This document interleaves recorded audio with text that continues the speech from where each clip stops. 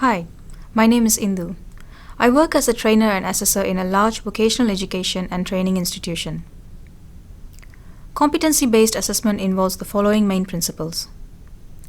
It is a process of collecting evidence and making judgments on whether learners have documented evidence to achieve competency.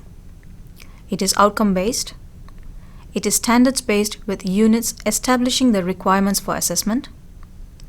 It is evidence-based, requiring documented evidence which proves competency. It is reported as competent or not yet competent and does not use percentage grades. One of the units I teach is electronic fundamentals. I assess the required knowledge for this unit by learners answering short written questions or calculations. I assess the practical skills through learners demonstrating tasks in a workshop or a laboratory.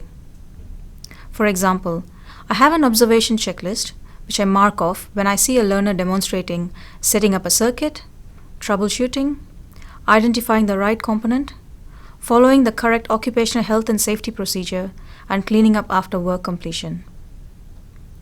Generally, I require learners to demonstrate their practical skills on more than one occasion and in different contexts if I can.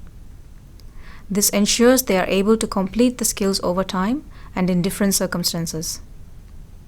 This is all part of ensuring I have covered the rules of evidence. When assessing learners, there are certain organizational policies and procedures that I must follow, and these all ensure I make a fair and ethical assessment decision, such as in our Assessor Code of Practice.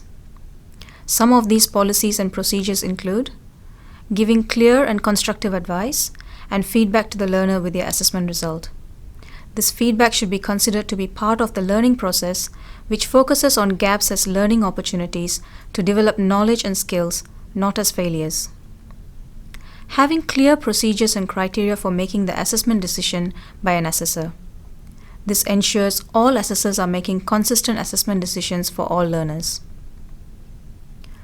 Our organization also requires assessors to have an efficient record-keeping system.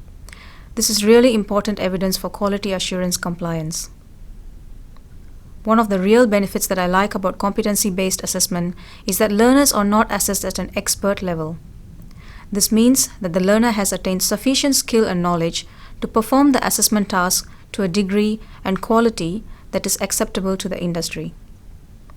A competent person is expected to perform the level of task within an acceptable time frame. It is important to assess learners at the level as outlined in the units.